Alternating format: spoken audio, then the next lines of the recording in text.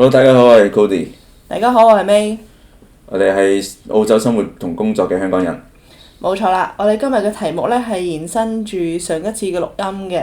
咁我哋上一次我哋就講到呢，就係澳洲嘅失業率保持喺4.幾嘅狀態下，但係我哋見到嘅狀況呢，其實係比佢嘅數據係更惡劣嘅。冇錯，呢個 Part Two。嗯。咁上一集就講到話關於呢個技術同埋薪金嘅問題啦，即係我補充一下上一集講啲咩先，就係講話你嗰啲入門級嘅工作呢，好多時嘅要求呢，就係要人有 Bachelor's degree，跟住呢仲要3至5年經驗。但係如果你有呢個咁樣嘅 criteria，你 meet 到呢個 requirement 呢，其實基本上你可以做到經理嘅。冇錯啊。咁點解佢要咁高嘅要求呢？即係佢要你 Bachelor's degree，仲要有3至5年經驗先至係，仲要係入門級嘅工種呢？仲有就係實際情況呢，好多人呢係如果係畢業咗 Bachelor 呢，可能得1年經驗工作嘅啫，因為你可能讀書嘅時候呢，有一份 part time 啊，又或者出咗嚟畢咗業之後又做咗1年工啊咁樣。其實基本上呢，一個合理嘅 job post 呢係應該係Bachelor's degree 再加1年工作經驗，甚至乎係零工作經驗。冇錯啊。係咯。你冇可能覺得人哋畢咗業之後即刻就有工作經驗，因為咁樣係都唔合理嘅。就算有工作經驗，好多時都係即係 part time 咯。part time 或者可能係個實習。係咯冇錯。冇錯啊。即係 placement 咯。placement 都或者係。仲有就係因為好多人選擇咗，即係呢個基本上大家眾所周知就係個個都係中學畢業之後都係上大學，呢個係 trend 嚟嘅，根本上好多人都係咁樣行。咁好少比較少人呢係話中學畢業跟住出嚟做嘢，然後再讀書嘅。好，你又講到請嗰啲入門級嘅同學仔點解又俾人壓價壓到去由6萬幾壓到去4萬幾咁樣啦？係啊，冇錯。咁佢哋嘅一般出去大公司嘅做法呢，就係將佢個條件，佢收個員工嘅條件 set 得好高。冇錯。咁你好多人都達到唔到喎，咁佢咪就可以有合理嘅原因去降低你嘅人工，因為你都達到唔到佢個要求，所以呢，你就俾人壓價壓你個人工，壓到去4萬幾，佢要你喺嗰個薪金嘅點嗰度開始賺個經驗，賺翻上嚟佢先可以俾到你佢而家出緊個價，譬如係6萬咁樣。咁變咗佢大公司咪可以賺咗你好多咯，變咗更加對員工更加唔合理咯。係啊，就係英文有個 term 叫 skill gap 啊嘛。冇錯。咁就其實有唔少嘅人呢，就喺度講話即係而家呢並唔係有一個job 嘅叫咩？唔係，即係並唔係一個 job 嘅缺少工種啊，但係有一個 skill gap 咁樣啦，即係話啲人呢就冇適合嘅 skill 呢去 perform 佢哋嘅 job。但係其實事實上係咪咁樣呢？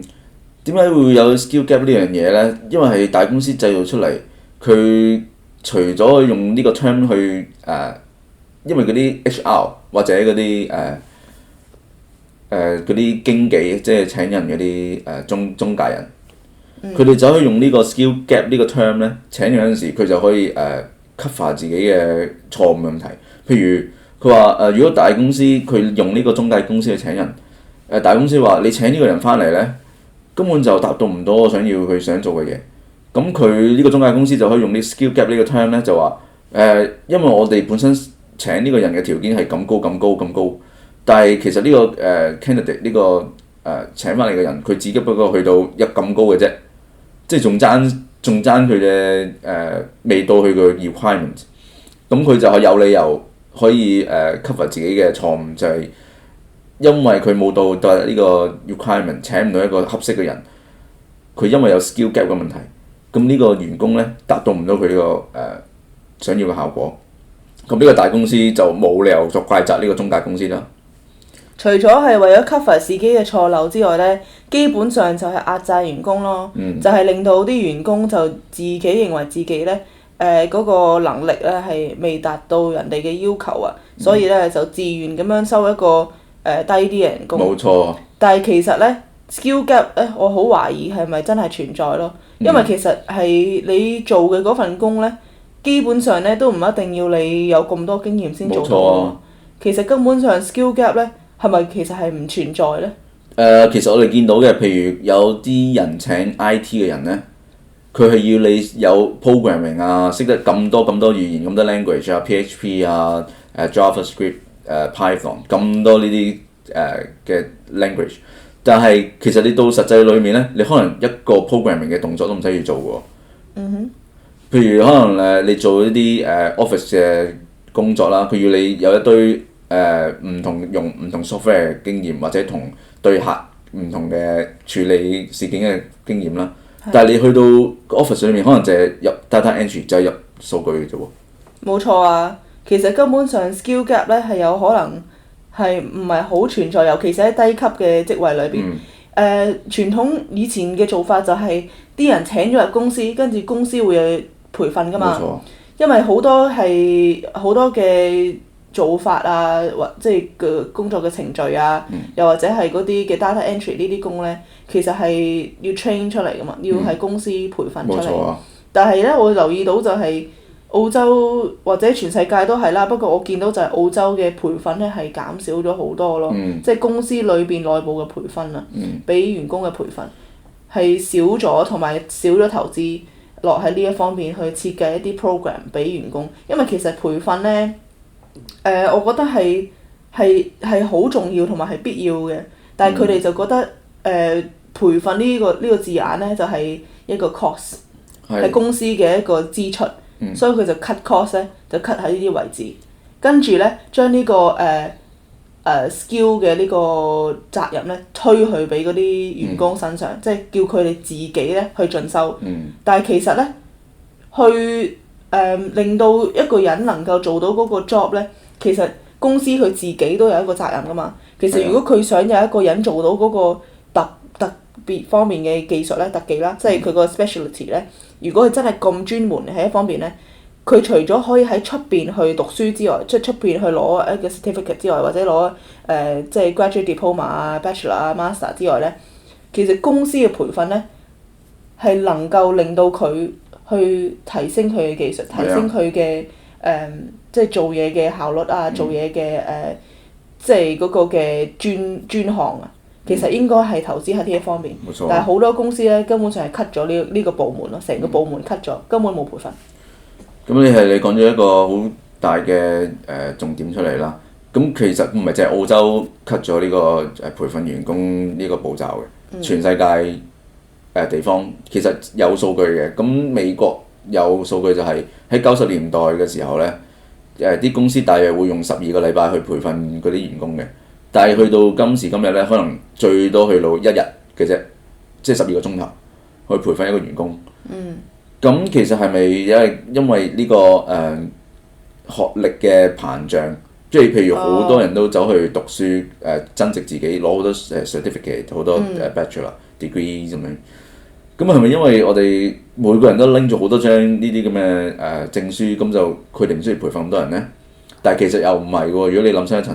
因為你每入到一間公司，你讀嘅書都唔會係讀嗰間公司㗎嘛，你係只不過讀一啲比較 general 啲嘅學識。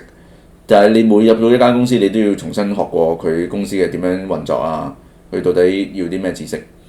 再加上咧，你要到即係你講到就係話嗰個經驗方面啦，同埋佢嗰個學術方面咧，其實係可以喺公司培訓咧。其實係我覺得係好啱嘅，就係因為每一間公司嘅運作咧係唔同。其實喺嗰個公司係有一啲嘅 training provided 俾佢去做佢公司嗰個模式。冇錯。仲有就係你頭先講話好多 bachelor degrees 其實係錯嘅，好多時咧佢係攞咗一個 bachelor degree，跟住咧佢係攞叫做advanced diploma。advanced diploma 即是話係假設啦，我攞呢個 business 嘅 bachelor's degree， 跟住 advanced diploma 咧係可以攞，譬如 advanced diploma in nursing 咁樣，咁就可以喺 nursing 嗰方面咧再進修。咁但係咧有陣時係公司去提供資源嘅，例如佢係 sponsor 你去讀啦，即係變咗嗰個員工咧係唔需要出錢，但係公司出錢俾你培訓嘅。但係咧，你頭先睇到嗰個問題啦，就係每一間公司嗰個運作咧唔一定係一樣喎。咁佢出邊讀嗰啲書咧係好普遍嘅一啲知識咧，係唔一定係直接 apply 到喺嗰間公司裏邊啦。仲有你培訓一個人咧，其實你喺出邊培訓同埋你喺公司裏邊培訓咧，即係個 quality 係冇受到保障咯。即係如果你公司裏邊自己培訓，你係知你係 exactly 培訓到嗰個人做嗰個 task，冇錯，而唔係就咁好 general 咁樣培訓佢做一啲嘢咁樣。仲有頭先我想講到嘅就係咧，數據嚟講咧，公司會喺自己內部提升員工上去嘅機率會高好多，提升員工嘅，即係令到佢晉升。因為數據顯示咧就話員工喺同一間公司留落去嘅機率會比啱啱新請入嚟嗰啲員工高啲嘅喎，所以佢哋盡量會喺內部提升上去。因為外部請翻嚟，除咗唔熟悉嘅公司之外咧，佢哋好容易跳槽，好容易去咗第二間公司。咁其實點解唔將啲資源培訓喺自己原本公司嘅員工身上，而培訓或直頭唔培訓添？咁你培訓咗佢哋，咁佢將來留喺到間公司度，佢更加去賣力，佢更加忠心同你去做嘢喎，同埋俾佢晉升到一個位置。我聽到你講嘅呢樣嘢啦，就係話，即係公司點解唔投資喺培訓咧，令到嗰個員工可以 loyal 啲，可以即係忠心咁樣為呢間公司去服務。咁其實係雙向嘅，即係公司冇投資喺個人度，個人即係員工啦，亦都唔投資喺公司度咯。同埋而家嘅趨勢即係你見到 data 就係話啲人係留喺公司。然後喺底層咁樣升上嚟係有呢啲例子，你亦都見得到。但係咧，我覺得而家嘅趨勢咧，向前看咧，其實係唔會係咁樣嘅趨勢。而家咧，如果你要升職，如果你要加人工，如果你要即係你將來係做得更好，即係賺得更多錢啦，我意思做得更好。你係一定要跳公司，你不停跳咯，要跳 A 公司去 B 公司，B 公司去 C 公司，喺可能隔2-3年就要跳一次，咁你先有機會升職咯。好多時公司咧係已經唔會再內部升職咯。好多時啊，我聽見我啲朋友講嘅都係話咧，佢喺一間公司做咗5年啦，都升唔到去一個等級，跟住人工又冇加，跟住一個唔該咧，佢就突然間騎咗去上面，有人外邊請翻嚟嘅人，就即刻跳咗入去做。咁其實呢個就係個趨勢咯，即係你頭先講嘅嗰啲數據咧，只不過係以前嘅發生緊嘅事，以前發生嘅事。發生咗嘅事，咁所以咧，而家嘅趨勢咧係已經唔同晒，已經係如果你要升職加薪咧，你一定要轉公司，因為公司根本冇擺資源咧喺你個人嗰度。我明白你意思，但係你會發現咗其他公司係請人變咗係有難度，即係唔係你去其他公司揾嘢做。因為出面你會發現到每個人都係有啲新嘅員工不斷有係投，因為佢 application 好多，同一間公司收到好多 application， 你一路雖然你係揾住工一路做住嘢咁樣，一路投出去，其實你一路都好想跳出去呢個公司裏面，去晉升第二個位置，但係每個人呢，請人嗰啲佢 offer 都係咁低，咁變咗你可能心甘即係冇辦法可以跳得出嚟，因為你而家做緊嗰份工作都仲係好優厚，仲係比其他公司係比較優厚，所以就算晉升唔到，但係你人工的確係高過其他公司嘅同一個職位，或者係高一個職位咁樣，所以係走唔出去咯，可能係。咁呢個係即是話公司係俾嘅金錢嘅係高過其他公司咯，即係你而家做應該啱。係啊，冇錯。如果可以係咁樣嘅話，咁係的確係有挽留嘅意欲嘅，即係咯。咁但係始終我覺得呢個趨勢係唔會變㗎啦，即係啲人唔會喺一間公司停留好耐。即係以前就聽講係會停留10年啊、20年啊咁樣。而家係唔會咁樣㗎啦。係啊，冇錯。係啊。咁我就覺得工作方面，其實不停咁樣跳嚟跳去呢，係的確會有一啲困難，即係你困難去適應啦。一班新嘅同事，一個新嘅環境，一個新嘅工作方式。但係根本上因為公司冇投資喺人度，冇投資喺人才度培訓，咁呢個就係個後果咯，就變咗啲 turnover rate 好高咯。turnover rate 嘅意思即是話呢，嗰啲人才呢係不斷係即係進入一啲新嘅人才啦，跟住亦都好快呢，嗰啲人才亦都會流失啦。咁就係一個 turnover 啦。咁 turnover rate 高呢，代表一間公司係唔穩定嘅，其實，因為啲員工係不停咁樣走。員工走嘅時候呢，佢帶啲乜嘢走呢？係帶技術同埋經驗走。你嗰個公司呢，每一年嘅做法呢，可能都會唔同咗，因為唔同人去做。仲有就係你啲顧客呢，對一間公司嘅信心呢，有陣時係始於喺個員工嘅服務態度啊，同埋嗰個做法。好多時係因為嗰個員工做得好，所以其他嗰啲 business partner 啊或者 customer 啦係中意你間公司。講得冇錯。但係嗰個人走咗嘅時候呢，佢就即係令到啲 customer 都唔知揾邊個好。係啊。咁我哋下一節再講到底人嘅價值上面其實係應該點樣去看待佢咯。好啊。好啊，咁下一節就講，拜拜。